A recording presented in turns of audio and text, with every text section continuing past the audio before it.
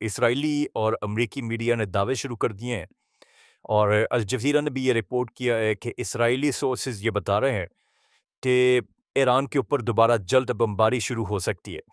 Donald Trump نے اس کے بارے میں ایک واضح اشارہ بھی دیا تھا، اور خود اس کے اوپر انہوں نے اسٹیٹمنٹ بھی دے دیا تھا کہ اگر معاملات ہمارے طے نہیں ہوتے تو دوبارہ ہمیں بمباری شروع کرنی پڑے گی۔ یہ ایک ایکسیوز کے سینئر جرنلسٹ ہیں براک راوید، ان کا ڈونلڈ ٹرمپ کی حکومت سے کافی اچھا تعلق ہے، یہ بہت قریبی سمجھے جاتے ہیں۔ انہوں نے اعلیٰ ترین افسران سے بات چیت کی ہے اور ایک دعویٰ کر دیا۔ انہوں نے کہا کہ اگر بہت جلدی کوئی پیش رفت نہ ہوئی، بلکہ انہوں نے 24 گھنٹے کا وقت دیا، کہ اگر بہت جلدی کوئی پیش رفت نہ ہوئی تو جنگ دوبارہ شروع ہو سکتی ہے۔ اور جنگ دوبارہ شروع ہونے کی وجہ یہ ہے کہ پاکستان میں تو پوری کوشش کی ہے نا۔ اب اس پہ ڈونلڈ ٹرمپ نے بہت تعریفیں کی ہیں پاکستان کی، اور بار بار تعریفیں کی ہیں فیلڈ مارشل عاصم منیر کی اور شہباز شریف کی، کیونکہ ڈونلڈ ٹرمپ ایک ایسی دلدل میں پھنس گئے ہیں جہاں سے انہیں کوئی فیس سیونگ نہیں دے پا رہا، کوئی بھی ان کا ساتھ نہیں دے رہا۔ حالات بہت برے ہیں ان کے لیے۔ اس وقت ڈونلڈ ٹرمپ ایک بیچارہ ہے جس کے پاس جو واحد چارہ ہے وہ ایک پاکستان کا فیلڈ مارشل اور ایک پاکستان کا وزیر اعظم ہے، جو اس کی فیس سیونگ کے لیے کوئی بھی قیمت ادا کرنے کو تیار ہے۔ دنیا میں کوئی اور ڈونلڈ ٹرمپ کا بھار اٹھا نہیں پالا، یعنی ڈونلڈ ٹرمپ سے وہ اپنے آپ کو دور رکھ رہے ہیں، اپنے آپ کو بچا رہے ہیں، کوئی بھی اسٹیپس کی گارنٹی لینے کو تیار نہیں ہے، کیونکہ ڈونلڈ ٹرمپ کا ایک ریکارڈ ہے جھوٹ بولنے کا، اور ان کا پچھلے دور حکومت کی جو جھوٹ ہے ان کو جب کیلکولیٹ کیا گیا ان کے 4 سالوں کے اوپر، تو پتہ چلا کہ ڈونلڈ ٹرمپ نے روزانہ کے حساب سے کوئی 21 جھوٹ بولے ہیں، ہزاروں کی تعداد میں ان کے جھوٹ۔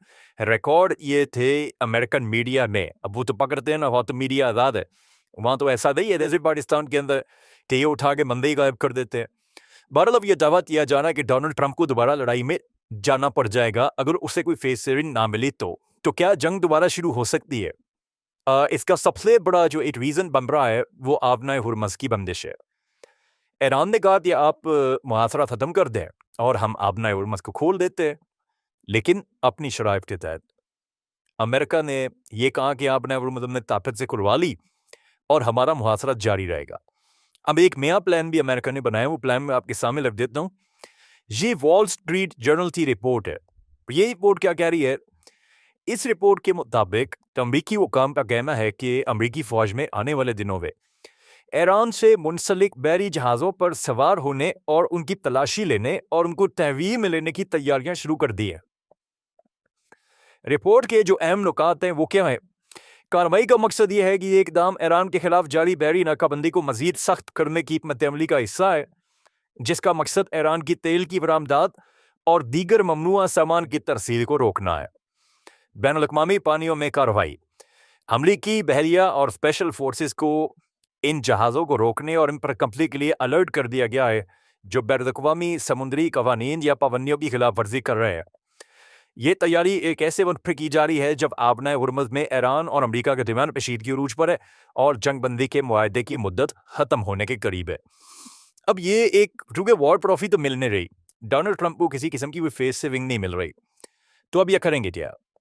اب یہ کوئی ایرانی جہاز جو سویلین جہاز ہوں گے یا کوئی ٹینکرز ہوں گے یا کوئی مال بردار جہاز ہوگا، یہ اس کے اوپر قبضہ کریں گے، اپنے فوجیوں کو وہاں پہ چڑھائیں گے، وہاں ویڈیو بنائیں گے، ڈونلڈ ٹرمپ اس ویڈیو کو یا تصاویر کو دکھائیں گے، اور ڈونلڈ ٹرمپ یہ کہیں گے دیکھیں ہم نے ایرانی جہازوں پر قبضہ کر لیا ہے، ہمارے لیے کوئی مسئلہ نہیں، ہم ایران پہ بھی قبضہ کر سکتے ہیں۔ یہ اسٹیٹمنٹ آپ کو آنے والے دنوں میں اگر حالات ٹھیک نہ ہوئے تو سننے کو مل سکتے ہیں۔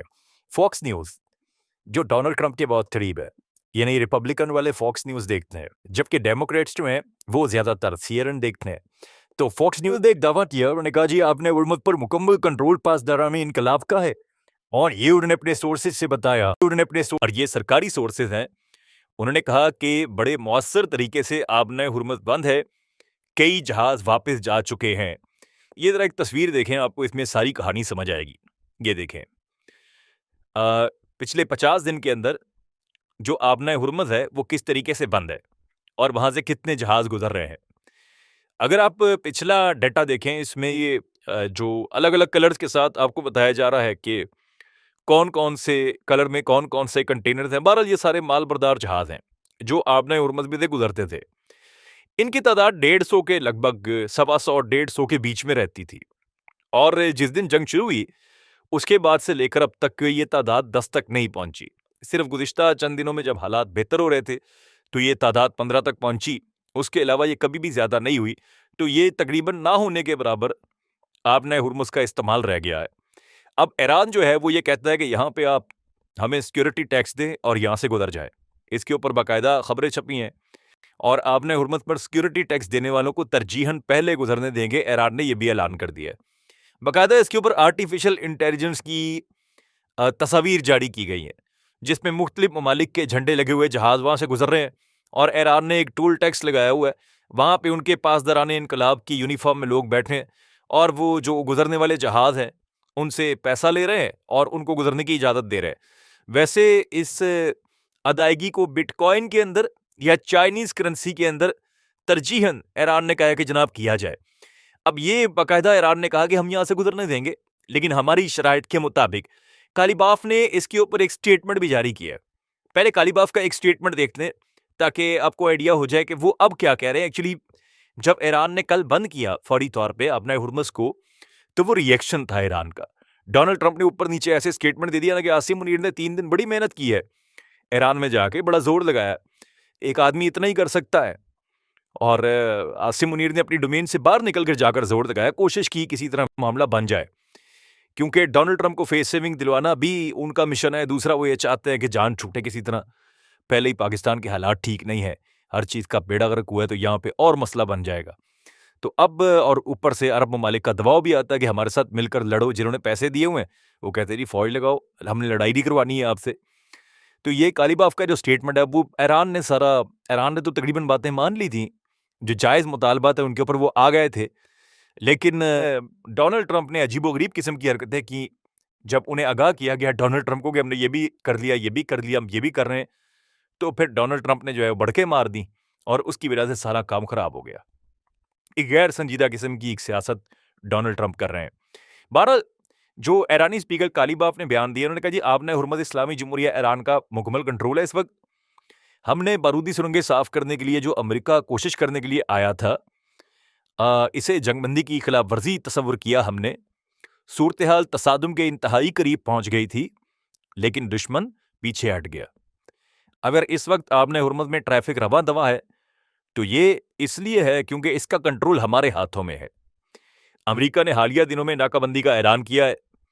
یہ ایک لاپرواہ اور جاہلانہ فیصلہ ہے.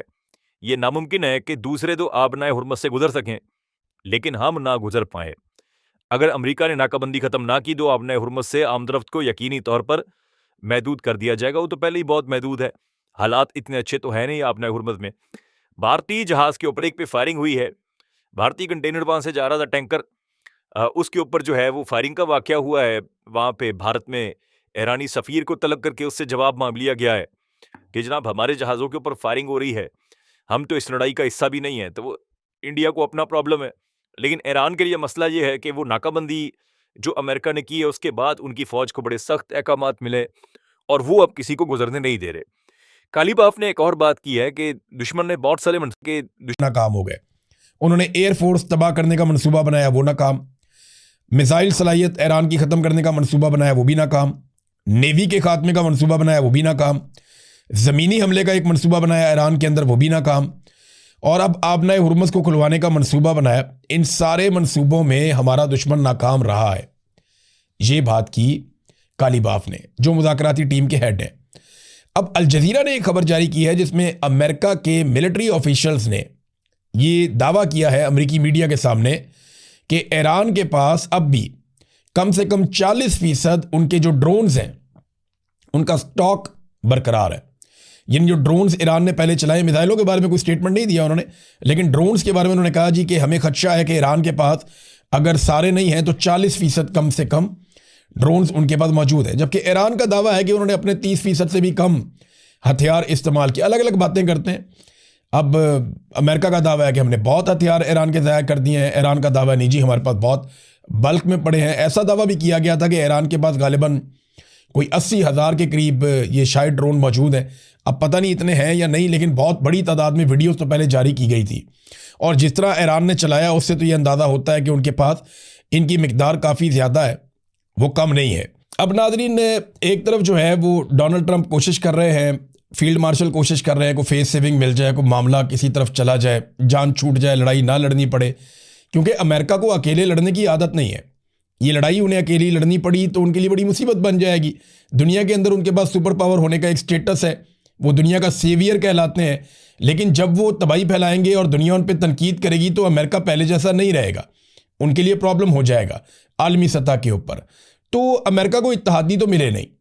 اب اتحادیوں کے بغیر امریکہ لڑائی لڑنا نہیں چاہتا, تو ڈونلڈ ٹرمپ کو فیس سیونگ کے لیے اب یہی ہمارے والے لوگ ملے ہوئے ہیں, عاصم منیر صاحب, شہباز شریف صاحب, یہ کوشش کریں. تو ڈونلڈ ٹرمپ نے ان کے لیے ایک انعام بھی مقرر کیا ہے. لیکن ساتھ ہی ساتھ میں آپ کو یہ بھی بتا دوں کہ مڈل ایسٹ کے اندر امریکی نقل و حرکت جو ہے وہ بہت تیز ہو گئی ہے, بہت تیز ہو گئی ہے.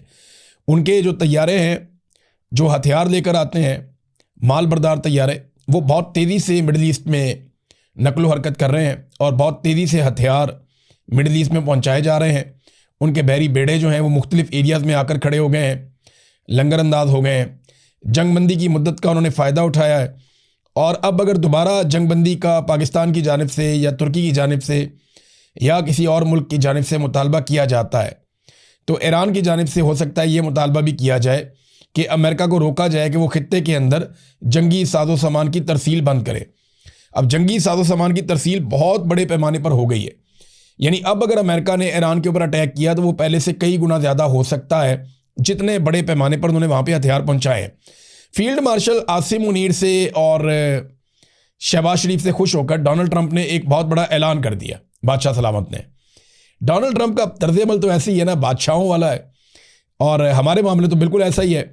تو ڈونلڈ ٹرمپ نے کہا, I want to repay great field marshal and prime minister of Pakistan for what they have done for the world and especially for United States, کہ دنیا کے لیے اور امریکہ کے لیے جو خدمات سر انجام دی ہیں. پہلے نام لیا فیلڈ مارشل کا, پھر شہباز شریف کا. ڈونلڈ ٹرمپ کو آہستہ آہستہ پتہ چل گیا ان دونوں میں سینئر کون ہے اور جونیئر کون ہے.